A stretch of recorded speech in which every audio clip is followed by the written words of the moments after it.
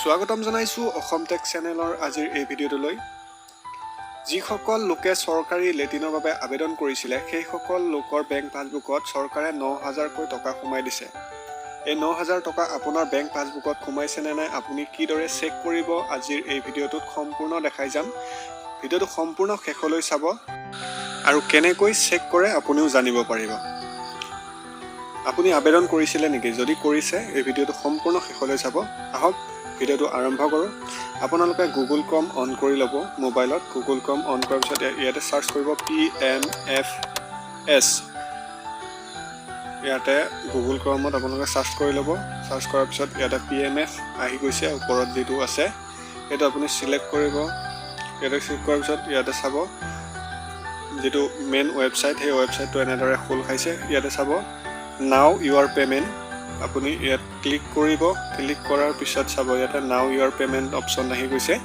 আপোনালোকে ইয়াতে ক্লিক কৰাৰ লগে লগে চাব ইয়াতে পে'মেণ্ট বাই একাউণ্ট নাম্বাৰ, আপুনি যিখন একাউণ্ট দিছিলে সেই একাউণ্ট নাম বেংকৰ নামটো লিখিব ইয়াতে ওপৰত ফাৰ্ষ্ট বেংক নেম, তাৰপিছত তলত আছে আপোনাৰ যিটো ইণ্টাৰ বেংক একাউণ্ট নাম্বাৰ, যিটো বেংক একাউণ্ট নাম্বাৰ হয় সেই একাউণ্ট নাম্বাৰটো আপুনি ইয়াতে বহাই দিব।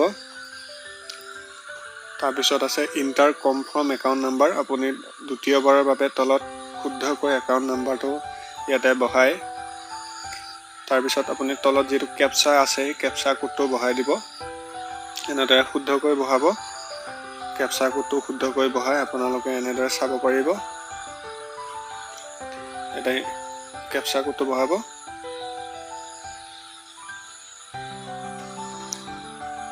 ইয়াতে চাব চেণ্ড OTP, আপুনি চেণ্ড OTP ক্লিক কৰাৰ লগে লগে আপোনাৰ যিটো বেংক একাউণ্টৰ লগত যিটো মোবাইল নাম্বাৰ লিংক আছে সেই মোবাইলৰ এটা OTP যাব। OTPটো আপোনালোকে ইয়াতে মোবাইলত যোৱা OTPটো আপোনালোকে ইয়াতে বহাই দিব।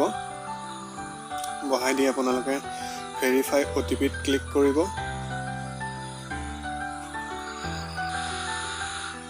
OTP বহাই ভেৰিফাইড ক্লিক কৰিব। ক্লিক কৰাৰ পিছত ইয়াতে চাব আপোনাৰ যিটো বেংকৰ account number, bank beneficiary name সম্পূৰ্ণ এইখিনি আহি গৈছে। ইয়াতে আপুনি চাব পাৰিব যিখিনি আপোনাৰ চৰকাৰী আঁচনিৰ টকা ইয়াতে সোমাইছে সেই আঁচনিৰ টকাখিনি আপুনি ইয়াতে সম্পূৰ্ণ চাব পাৰিব। আপোনাৰ লেটিনৰ টকা সোমাইছে নে ঘৰৰ টকা সোমাইছে আপোনালোকে এনেদৰে সম্পূৰ্ণ চেক কৰিব পাৰিব। যদি ৯,০০০ টকা সোমাইছে ইয়াতে আপোনাৰ যিটো ষ্টেটাছ সেই ষ্টেটাছত আপোনাৰ ৯,০০০ টকাটো দেখুৱাব, আৰু যদি সোমোৱা নাই ইয়াতে নেদেখুৱায়। আৰু আপোনাৰ ঘৰৰ পইচা যদি পাইছে নে নাই, আপোনাৰ পেণ্ডিং আছে, আপুনি ইয়াতে সম্পূৰ্ণ ষ্টেটাছটো চেক কৰিব পাৰিব। ধন্যবাদ।